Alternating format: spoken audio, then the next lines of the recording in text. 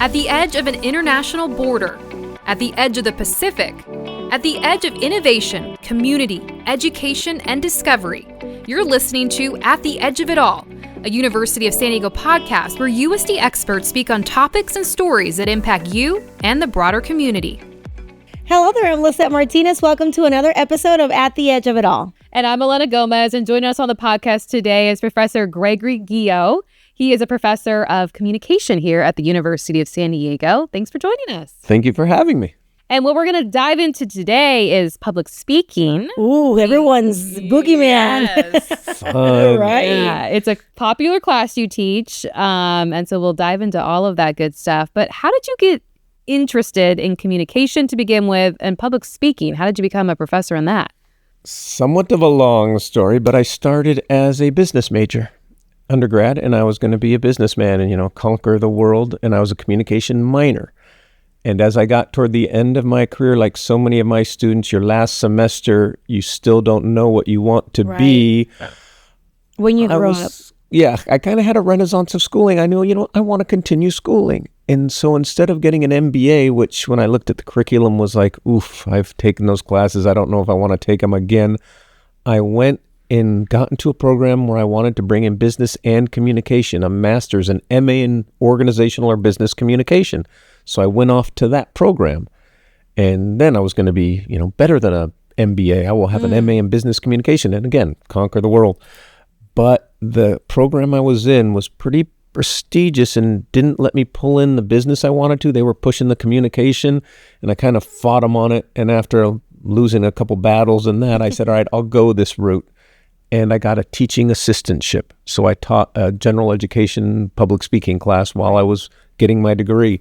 And after that, I said, okay, I enjoy this teaching thing. I'll pursue this as I kind of try to conquer the world at the same time. And there's a plan for everyone. And I just continued down the teaching road and have been there ever since, 30 plus years. But now, when you were a young child, were you an introvert, an extrovert? Extrovert. More or less. Speaking all the time. Love speaking. I didn't jump at the chance to be a speaker. So you weren't in class in elementary school, giving full speeches to your classmates and your teachers? No, I was getting in trouble in elementary school for talking, but not particularly speeches. Exactly. Okay. It's an endeavor I enjoy, but wasn't super passionate about. How did you become an expert then, if we can call it, an expert in public speaking? As you said you were teaching these classes, but... As I tell my students, public speaking is a skill. It's like a sport. Like a sport, like a hobby. I still remember vividly the first day, the first class I ever taught. I held up the roster in my hand, and I couldn't stop my hand from shaking. I had to put the roster down and go, all right, maybe they didn't see that. And the truth is... They didn't. The good thing about public speaking and the fear of public speaking is, and you can trot out studies to show it, about 90% of your nervousness is imperceptible to the audience. You're nervous, but they don't see it. They don't know it. And after I taught a couple days and you get better, and then next thing you know, you've practiced it, you've honed that skill, and it's old hat. It really is a skill. A lot of public speaking is about the being prepared about what you're going to talk about, right? I feel like a lot of times no, not really, because you can have some experts in the subject matter, right, and still not be a good public speaker, I suppose. But it does help when you know the subject matter that you're going to be. Yes, familiarity with the subject matter, knowing what you're talking about helps you improve. Some people naturally a good public speaker. Right. Of course, some people are naturally good painters. Some people are naturally good athletes, but anyone can practice and get better at painting. Anyone can practice and take courses and get better at any sport or activity they play. The same with public speaking. And yes, knowing your material is so valuable. They say public speaking is people's worst fear. It is just always top of the list. Number one, ahead of death. Mm-hmm. Public speaking, death, spiders is usually crazy. How it goes. And so for your class, I imagine on day one of class, a lot of people are maybe just fulfilling a requirement potentially. It may not be of interest to do public speaking. They may be so fearful of the class. What do you see on day one of people, and what do you see on the last day? It must be pretty cool to see them grow in this skill set, or what is it like? Possibly my favorite part of the class. And, we don't throw them into the deep end. We start the class with some impromptu exercises. They get up in front of the audience and they answer a few questions. And then the next impromptu, they'll have a prompt on a card, answer a question from a card. Very simple. And by the time we get to their first speech, it's just a 2 to 4 minute speech about a topic I give them and give me some evidence on that topic. And then they'll do an informative speech, and then a long, 6 to 8 minute persuasive speech with a Q&A. And throughout the semester, they're doing other impromptus. And then their final speech is based on their extemporaneous delivery. And when they give that last speech, they've given 7, 8, 9 speeches before, and they are so much better. Those people that were so scared on the first day are speaking confidently. And really, that's my reward is just watching that progression. What do you think is the biggest fear that you have found? Just the fear of being judged? Does it boil down to that? Part of it is that they haven't, it's like if you were doing a math problem or writing an essay, but everyone was watching you solve that problem or write that essay. That's kind of weird. Everyone's watching you give that speech. Right. And so there's that fear about it. But again, it's that fear of having never done it before. Once you get used to it and have people looking at you and it's like, wow, it's no different than if they weren't looking at me. I'm still up here speaking. And once you get by that, the world's your oyster. And Professor, can you talk to us about the importance of honing in your public speaking skills, right? Because I feel like regardless of the profession that you're in some professions you need to speak more to the public than others, obviously. But in any profession, the fact that you are able to communicate, but not just communicate, because a lot of people can just talk, but effectively. Why is that so important? Like you say, in any endeavor, whether it's our engineers at USD who have to take that class or any field you go into, you have to be able to communicate your ideas to the boss, to the public, to your co-workers. So valuable, but also in your everyday life. I tell this to my students, you're going to have to give a public speech, even if you want to avoid it. You're going to be at weddings. You're going to have grandparents' anniversaries. You're going to have friends' 21st birthday parties and say a few words about your friend. And you'll just be thrown up into these impromptu settings. But if you've done it before, if you know the basic formula, you can give the speech. And public speaking could be, like you said, in the workplace, communicating effectively. It could be just in a random meeting on a Monday at work that you have to just share some information, right? It doesn't have to be a special occasion. It could be, you could be tossed into public speaking and having to communicate your thoughts. And people think, or don't think rather, about, you're giving public speeches all the time with your coworkers, with the boss. That's a public speech. They just think of it, with a microphone and a podium and 150 people. But you're doing the same thing when you communicate those exact ideas to literally just people in your office. So, Professor, one of the main reasons we do this podcast is to leave our audience with some nuggets of information that'd be useful for them, even if they don't come to USD or take your class, right? So take us into your class, and if you can condense that into a few minutes, right? Okay. Like, what can you tell people who are watching and listening about public speaking? What do you take your students through? What are some of the things that they could do, think about, and practice that is going to inevitably help them if they continue to do them? I harp on this possibly more than other public speaking professors, but for me, audience analysis is so important. What do you mean by that?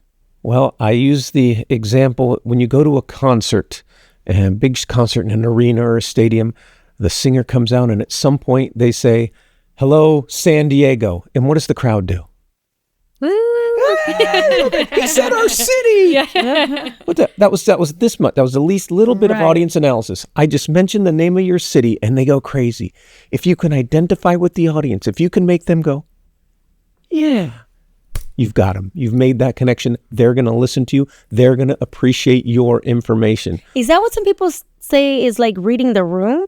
Reading the room would be a good analogy for that, of directing the message to them, making them feel like it relates to them. If you can get people, like say, nodding their head during the presentation, you're doing a good job of making it relate to them. Think of any speech, even if you go to church and listen to a sermon or you're listening to a speaker, hey, that connects with me. Right. And when it does, there's the effectiveness. What are some other things that make a good public speaker? Not being too note reliant. Even some of my, the best students academically, they say, you know what, I'm going to practice this speech so much. I'm going to practice it and practice it and practice it. Such it becomes a rehearsed speech. And now you're kind of reading at the audience or reciting to the audience instead of speaking with the audience. And when you can speak extemporaneously, again, you build that connection. The audience will be so much more involved in your speech and appreciate it as well. What about changes in fluctuation in your voice? I was recently, graduations, lots of speakers all the time. Oh, yes. I was at a high school graduation, and obviously they had seniors speaking and folks, but I was just paying attention to all the different speeches from adults and the students, and just some of them put you to sleep. It was like monotone, and I know they don't speak like that, to their friends or so. No. So it's like, and then some of them were maybe can't even remember what they said, but they kept my attention because they were like changing their voice up. It's more dynamic. Dynamism, vocal variety, and that comes when you speak extemporaneously. When you recite, you tend to have that monotone. When you read, much more tendency to get monotone. But when you're speaking with that dynamism that engages the audience, I have an exercise where I'll have my students, I want you to get mad during this speech. And so I call it the yellow pages exercise. I just give them an emotion and they have to read the yellow pages or any just innocuous thing, but let the audience feel it. And then they start to understand where, we do all sort of anger and fear and all this stuff just so they can get an idea of, oh, that's how you can convey it. And if you want to convey a certain emotion to the audience, the voice is what does it. So for your classes, if someone's speaking and they're speaking kind of monotone, in that, do you do a debrief and say, hey, let's kind of do this and that or the other? And if that's the case, for people at home, how would they be able to do that if they don't have a professor like you kind of saying, here's a couple things that you're missing? Is it maybe have a friend look at it, or what would be your recommendation? Yeah, because some of them are just shy people and it takes everything out of them, but they can do it, right? Yeah. They can do it. Even the shy person, and just take that shy individual who's telling a story about a really great event they went to or party they went to their best friend. And I say, how would you describe it? And I'll have my students even describe their weekend, if it was a good last weekend, to your best friend, and they'll get all into it. Now you're doing it to a group. It's the same thing, that same feeling you want to get, that same emotion you want to get out of it, but now you're just not giving it to your one friend, you're giving it to a whole bunch of people. And right there, and that difference between one friend and a whole bunch of people is where the nervousness comes in. But if you've practiced doing it to one, now we'll give it to two, now we'll give it to 3 people, now give it to 5 people, you can do it to as many more. What about the phenomena that's opposite to that? Because some people can speak to thousands of folks, but then if they're in a smaller room, they're like, okay, I don't know about this.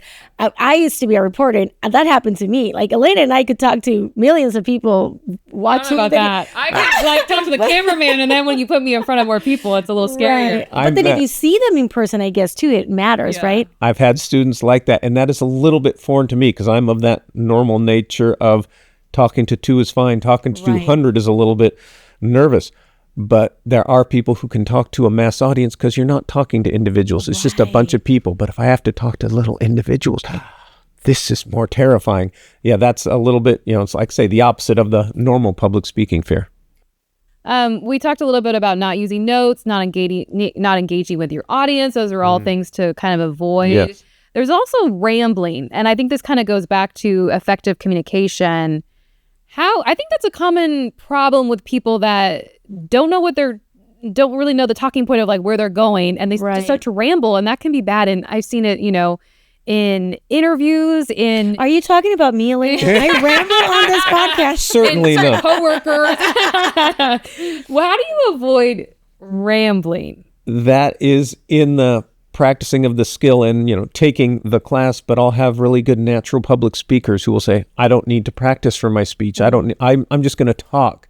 And that becomes just kind of, like you say, a rambling monologue. Right. You still need to have preparation. You still need to know what you want to accomplish in the amount of time you have to accomplish it. If you are in front of the city council and they're going to, take your house through eminent domain, you have 7 minutes to save your house. You don't have as long as you want. 7 minutes, they're going to turn off your microphone and you're done. So you need to be able to fit whatever it is you need to do in the time frame you've been given.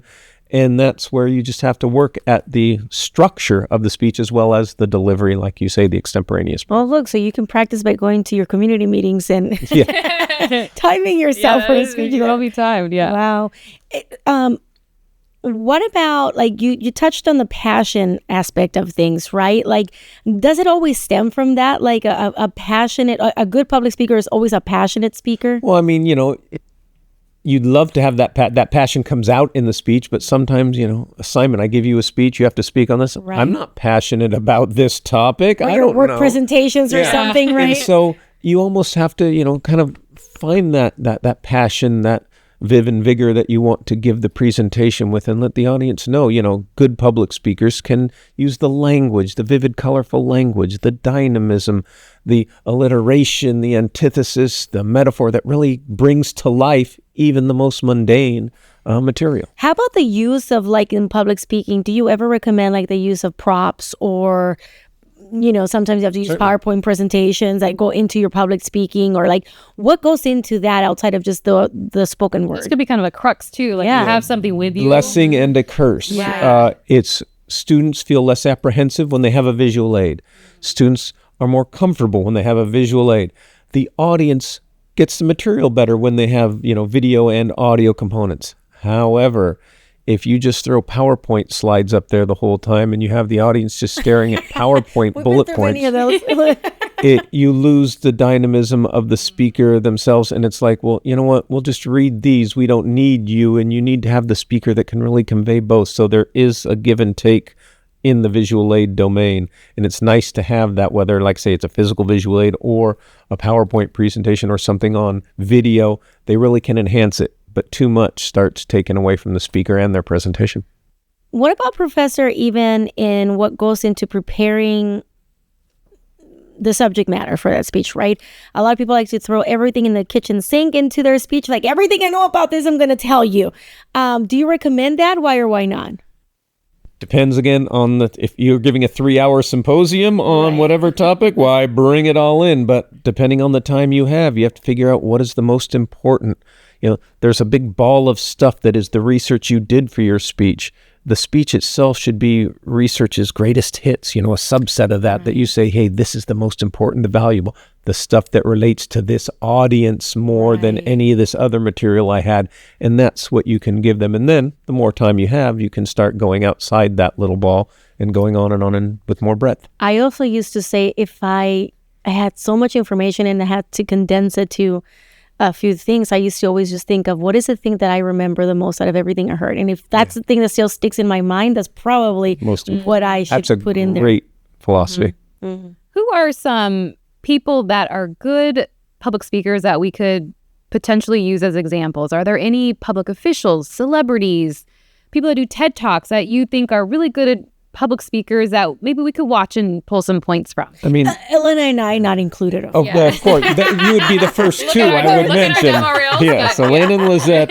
But beyond you, it's almost cliche, but historically you can look at, whether it's Martin Luther King, his use of language, his use of dynamism, really to bring to life his message. Historically, Ronald Reagan, we talked about the great communicator he was called, because as an actor, he could really use that medium of television to connect with his audience. And the audience watching on TV said, hey, he's talking to me. I have a question about public speaking that has nothing to do with the words that you're speaking, but like, how does the way you present influence that? Does it? Greatly. There's something called initial credibility. Before you even say a word, when you walk up to speak to an audience, you haven't said one word, they have an impression of you. And it's based on how you look. You haven't even said anything, and now they're thinking something. It's your initial credibility. And that's just a natural instinct. That's a natural instinct. We form impressions about people just based on looking at them real quickly. And so, yes, your dress, your composure is going to be a part of your initial credibility. As you speak, you build, you derive credibility, and then you leave with terminal credibility, which is hopefully nice and high after that.